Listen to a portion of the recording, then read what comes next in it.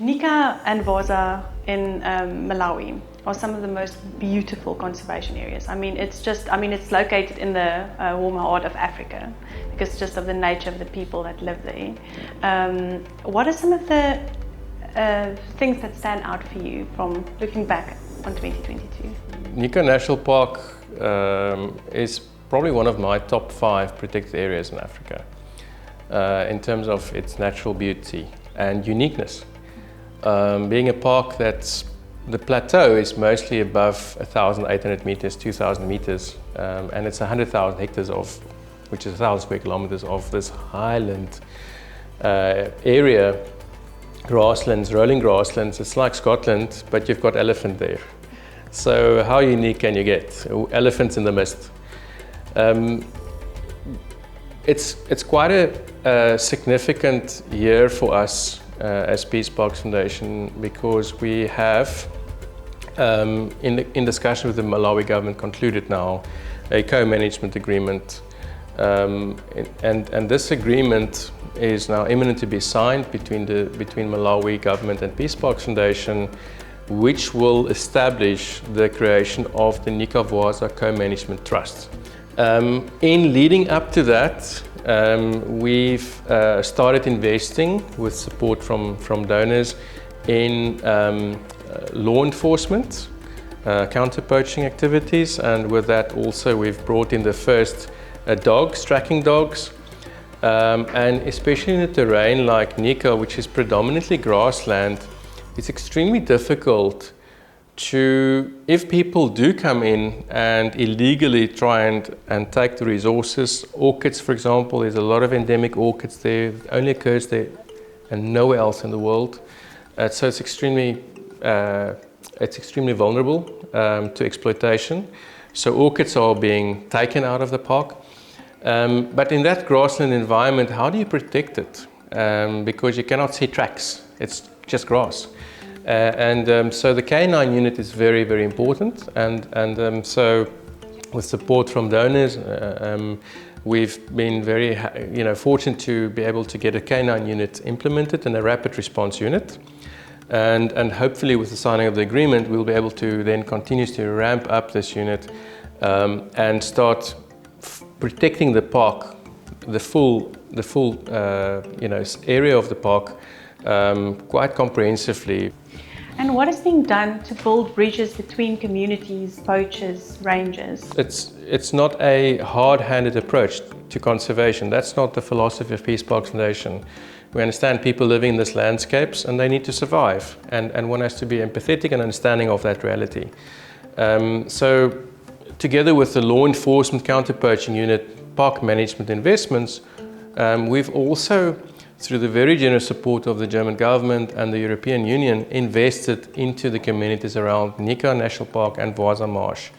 And a lot of conservation agriculture programs have been launched. And conservation agriculture basically is climate smart agriculture. And it helps people become less vulnerable if they practice agriculture by using better seeds and better farming techniques to increase their yields, their farming yields, and to increase the food on their table. And that has, of course, a whole range of benefits because it's got more income, food secure, etc., etc. So that's been a very successful program that's been rolled out in 2022. And we are in discussions with various donors, I can't say, but to expand and to continue that program going into the future. At the same time, there's been a massive investment from the German government into water, potable water, water security for people around the protected areas. And the one program specifically that we are busy investing right now with the German government and developing and implementing is a water scheme for 12,000 people, 12,000 families. So there's been investment into the communities, but also into the rangers themselves, with a human rights training that they recently underwent. Yeah, human rights training is something that we found is a blind spot generally in conservation and in law enforcement, and it's such a vital component of it. And what we did, we launched a survey as part of the safeguards program,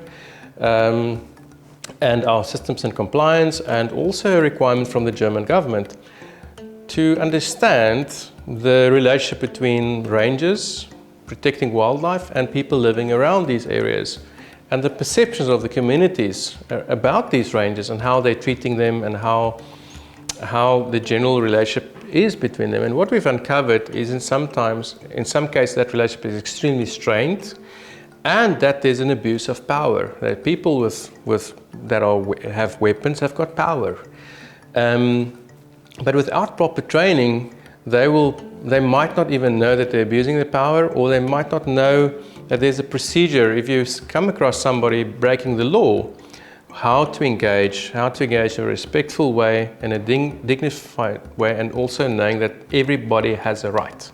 Human-wildlife conflict is a problem in many conservation areas, most conservation areas. In Vwaza specifically, there's been a fence erected.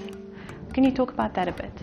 In many areas in Africa, you've got quite a hard line sometimes between a lot of people, and then there's the protected area. And there's no, let's call it buffer area, and it's quite a hard effect. And it's very apparent in Malawi with very high population density. In fact, if you look at Malawi from a satellite image, you can actually see the protected areas just from satellite imagery. You don't have to guess. They stand out. Those are the few areas with very, very good tree cover left. And that happens in many, many countries. Our approach should be to try and have buffer areas, have areas where there's coexistence, and not have fences, especially if you want to link it with other protected areas. In other cases, that's not the reality or possible. And there, probably the best friend for both parties is a fence. It's off the reserve, it's about 80 kilometers, it's electrified. It's a measure to protect people from elephants raiding their crops, and even in some cases killing people, and really taking away their livelihoods. I mean, because when you destroy a crop, you take away somebody's livelihood for that year. So it's quite serious, and animals at the same time being protected. You've got that long-term level of maintenance there and of a fence owned by communities, with support from the park, of course. If a panel needs to be replaced or energized or batteries, the park will do that. But looking after the fence, maintaining the fence, keeping it open, and just having general ownership of that process is what is being achieved now with fence committees and engagement with the community. So everybody is very happy about it, and may it last for many years to come. So are the communities now completely cut off from the natural resources found within the park?